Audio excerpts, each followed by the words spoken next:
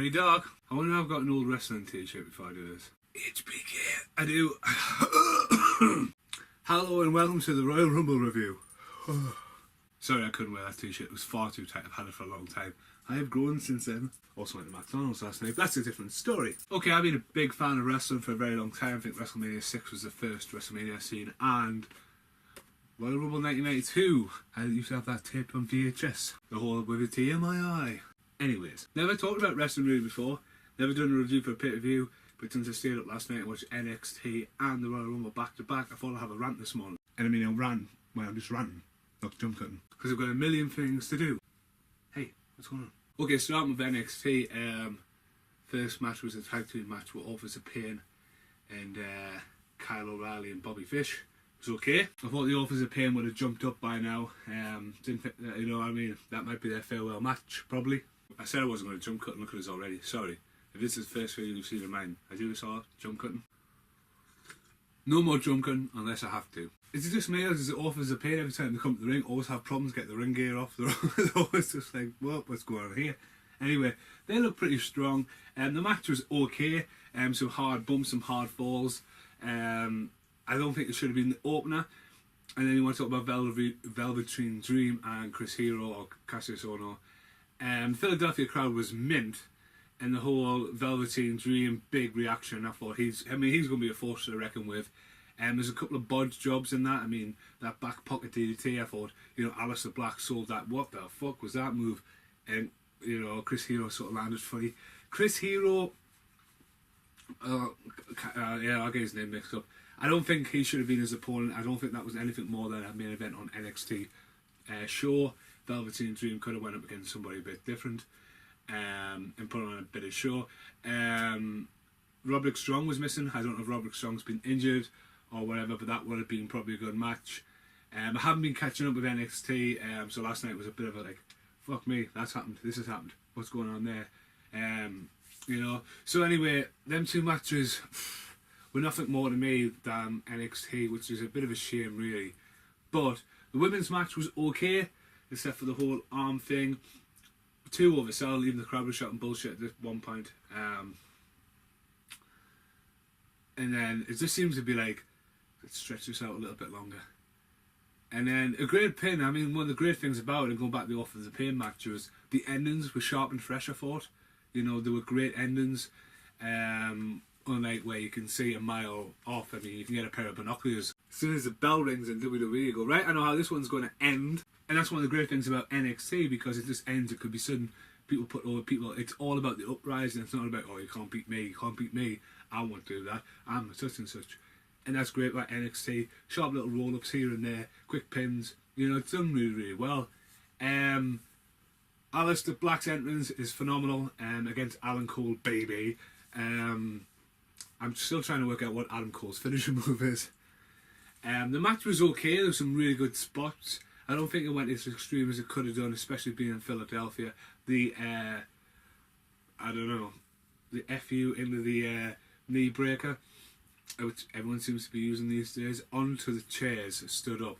Wow, that must have knocked.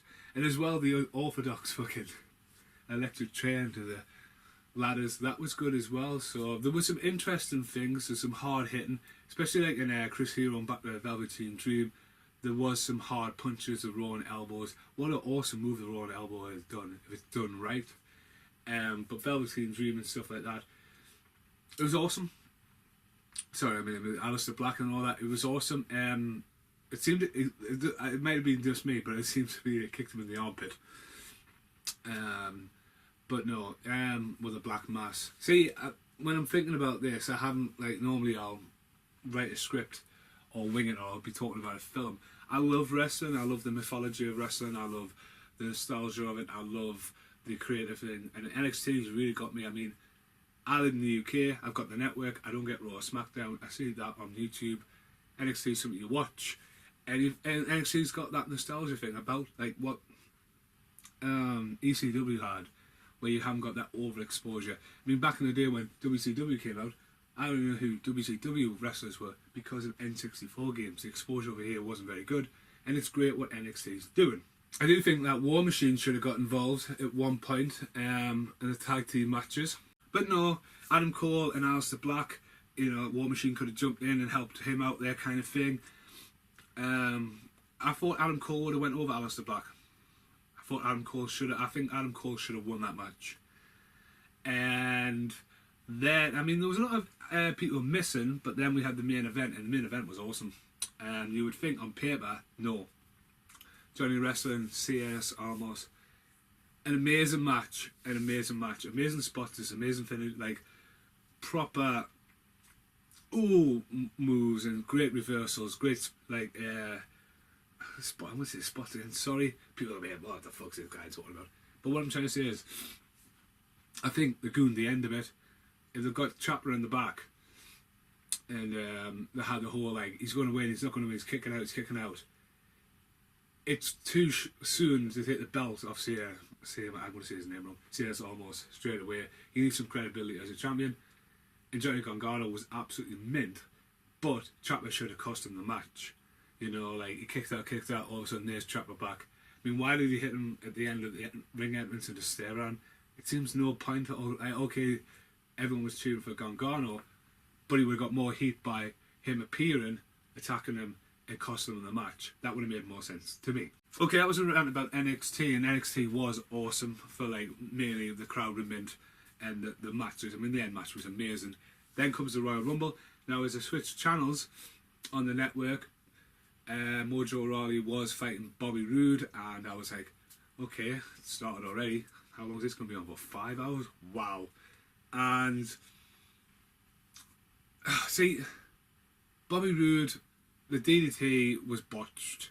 He won it. They already said they had a match on SmackDown. You know, if it's an open challenge, should have been someone from Raw, could have been a newcomer, could have been someone from NXT. They didn't use, could have been a good debut. But Mojo Rawley was just like, sort of like, they had the match on SmackDown. The commentators even said so. I was like, okay. Then the Rumble starts, and Rumble pay-per-views are not what they used to be. Big promos, big like music mashes ups. It's sort of like, they're not there anymore. It's mental to think that Little Mix were actually their theme song. You know, 2 Little Mixes just down the road. And that's awesome for them. But the pay-per-view, starting off with a handicap match, AJ Styles, Sami Zayn and Kevin Owens. Okay, that's where it started. Should have been a triple threat match. Because, I mean, it put AJ Styles well over. There's some good spots. There's the height on that phenomenal forearm. Kevin Owens and Sami Zayn, great chemistry. But this match was nothing more than a SmackDown exclusive pay-per-view match. It wasn't a Royal. It wasn't a Big Four match. They could have put AJ Styles up against Sami Zayn or Kevin Owens on their own. It could have been a dream match. They should start treating Royal Rumble as like, oh yeah, there's a Royal Rumble, but there's a championship match. They should build to that. Like, who's going to win? Like Mick Foley versus Triple H back in the day. What a match for the Royal Rumble. And obviously you don't know who's going to win it, but everyone could see like, oh, AJ Styles is going to win that one. Some good spots. Again, like quick, it just ended in a flash as well. But yeah, it was. I mean, it was good, but then it just seems dead in the way. It was nothing more than a pay-per-view thing. Am I making sense, or am I just talking crap? I don't really care. I'm just filming some time. I'm waiting on one of my other things to sort out. Okay, then it was a tag team match. Usos versus Shelton Benjamin, Chad Gale. Pointless. Nothing more than maybe the opening match. I think the Usos are mint. I don't think Chad and Gable have 2 out of 3 falls. Why? Again, it's another pay-per-view or a way to fill out SmackDown. The Usos could have had a good run-in with somebody else, I think. Up and rising. I think the Revival shouldn't have been on the... I know Revival were on the starting card. I didn't see that. But the Revival, that would, against the Usos, that would have been meant. Yes, they're on a different brand, but... I think that's where they should have went with that one. And like when I was watching that, the Usos got the first pin, and there was some good kickouts and stuff like that. And then I went downstairs and I came back and the match was over. I was like, what? And it was just like, wow. There's someone in the back just went, yeah, let's kill this match right now. We need some more time later on. This ended. Then surprisingly, it was time for the Royal Rumble. And I was like, wow. And it makes sense that the Women's Royal Rumble would end the show. You know, how many we've seen? 31. This is going to be the 31st Royal Rumble we've seen. So yeah, the women's is going to be like the next, big thing. So the Royal Rumble. Problems with the Royal Rumble. Overall, it wasn't a bad Rumble. I think the end result was amazing. I think the right person won, which I think everyone agree with. It was great that Cena and Roman Reigns put over the future as well. I agree with that. Some great surprise returns. Rey Mysterio looked amazing. Hurricane, Hurricane could have come back in NXT. Like, he could have returned in NXT and had a probably good run as Shane Helms. Yeah, but it's more nostalgia. I mean, it should have been on Raw 25, What else was going down in the Rumble? Great to see Goldust continuing his run. I'm trying to think now. Problems with the Rumble. People who are on the card, for example, Seth Rollins, Sheamus, Cesaro, should not be in the Rumble if they're on the pay-per-view themselves. I mean, they were like, oh yeah, Seth Rollins has got a match later on. Well, he's not going to win, is he? I mean, they're going to throw that curveball there, and Seth Rollins should have been really one of the dark horses for it, but he got stuck in that stupid tag team match, we'll talk about in a minute. But yeah, like, poor Perfect 10, like, Sami Zayn comes back in. Sami Zayn's just been in the match. Kevin Owens looked like he was going to interfere and come in the match. That was sort of like, yeah, here comes the story. But that was just like, it's pointless. Pointless. I mean, it's great to see the NXT people come in. That was a big surprise. They could have called somebody up that way. Adam Cole and Cien Almost, and like, they're obviously going to go back to NXT, but they could have debuted somebody permanently on there. But overall, it was good. I mean, it was great to see them give it to the right person. But there was, I mean, you could, like, the cameras and quality are getting that good these days. You can start to see, like, people calling spots and stuff. This might be someone new filming, I guess. But no, the Rumble was pretty good. I've got no real lasting impressions about it. I just think that some of the spots could have been filled a bit better. Sheamus was pointless being in it. There was no, like, oh my god moment, and I just think the right person won. On that note, here comes the championship match, which is Brock Lesnar. Was it no, it was a tag team match next. Jason Dawn. No, it wasn't, was it? Yeah. I'm just going to say it is a tag team match. Jason Jordan, Seth Rollins, and The Bar. Another handicap match. It's the same as the fucking opening match. Sheamus and Cesaro going over, Seth Rollins putting a good stint. Jason and Jordan. I mean, is it to me, or should, like, Chad Gable should have been Kurt Angle's son? I don't know, something about Chad Gable looking a bit more like Kurt Angle, and just the whole way he wrestles as well. But I know Dean Ambrose is injured. Again, though, why don't you just have the bar fight the Usos? I know the tag team matches aren't there, but it's more like, why don't you just have an Intercontinental match? Put the Miz in a good spot.